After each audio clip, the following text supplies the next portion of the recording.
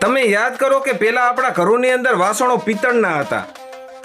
તહેવાર આવે, પ્રસંગ આવે એટલે વાસણોને બધાને ભેગા કરીને એને ગહે ને એટલે એ વાસણો ચમકવા માંડતા, જગારા મારવા માંડતા. ત્યારે સંબંધો એવા હતા.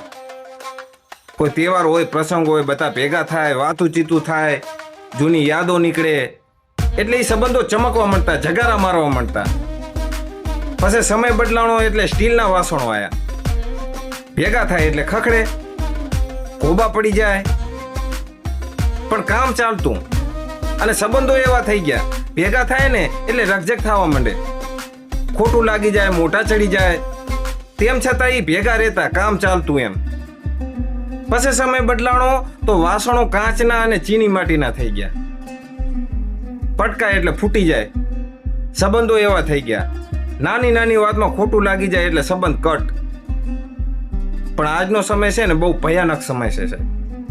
અત્યારે તમે જુઓ, ડીશું કાગળની અને થર્મોકોલની આવી ગઈ. વાપરી અને પછી કચરા પેટીમાં નાખી દેવાની. આજનો માણસ સંબંધો એવી રીતે નિભાવે છે. જ્યાં સુધી કામ હોય, જ્યાં સુધી જરૂર હોય ત્યાં સુધી સંબંધ રાખવાના. કામ પૂરું એટલે સંબંધ પૂરા. જય સીતારામ. વાતમાં જો તમને વાસ્તવિકતા લાગી હોય ને તો વિડીયોને શેર કરી દેજો. જય માતાજી.